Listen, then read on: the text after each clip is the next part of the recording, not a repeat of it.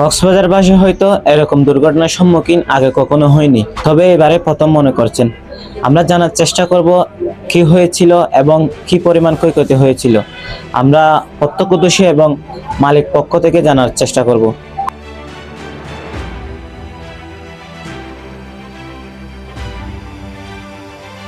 আমার গাড়িতে এখানে সব যত গাড়ি পড়ছে সবচাইতে বেশি ক্ষয়ক্ষতি হয়েছে আমার গাড়িতে।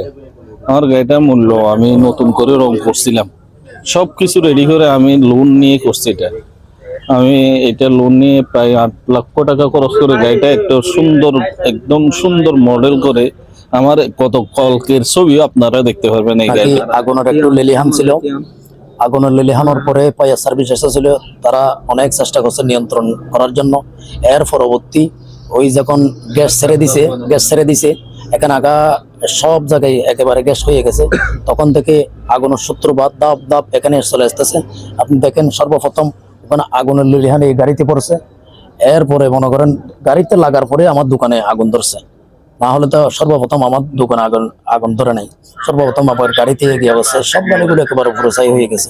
বলতে আমি এখানে দাঁড়ানো ছিলাম রাত্রে, আগুন যখন এখানে লাগে হঠাৎ করে এদিকে একটা বিস্ফোরণ হয়, অনেক বড় বিস্ফোরণ হয়ে কোনা বরাবর আসছে আগুনটা। আইসা হঠাৎ করে দেখতেছি এখানে ধাও ধাও করে আগুন জ্বলতেছে।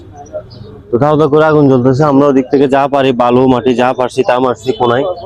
ওদিকে কিছুটা এরপর দেখতেছি এখানে গাড়িগুলো সবগুলোতে আগুন জ্বলতেছে। এবং কিছু ড্রাইভার ছিল না বা কিছু ড্রাইভার আসছে শুনে তাড়াতাড়ি করে আমরা এখান থেকে যেগুলি পারছি গাড়ি বাইরে করছি। এখানে আমাদের একজন কেয়ারটেকার ছিল, 2 জন ছিল এখানে, মানে ওনাদেরকে আর বাঁচাইতে পারি নাই। যেভাবে বাঁচাইতে পারছি ওইভাবে খুব ভয়াবহ অবস্থায় সদর হাসপাতালে পাঠাইছি। আমি যেখানে দাঁড়িয়েছি ঠিক আমার পেছনে কেয়ারটেকার রহিম ঘুমন্ত অবস্থায় ছিলেন।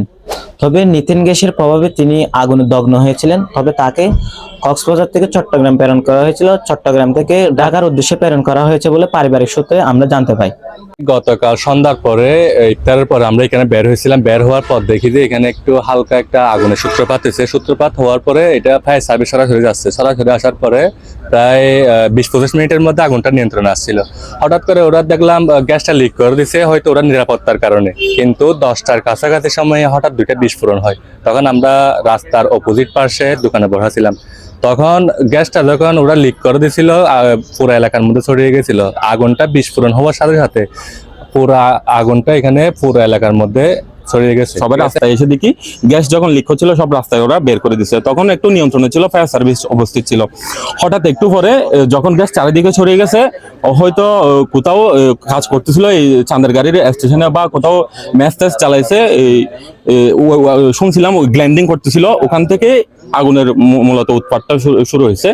ওখান থেকে আগুনটা ছড়িয়ে যাওয়ার কারণে সব দিকে মূলত জলে পুরো ছারকার হয়ে গেছে। মানুষের ঘর বাড়ি, চাঁদের গাড়ি, ক্ষতির পরিমাণটা অনেক বেশি হয়ে গেছে।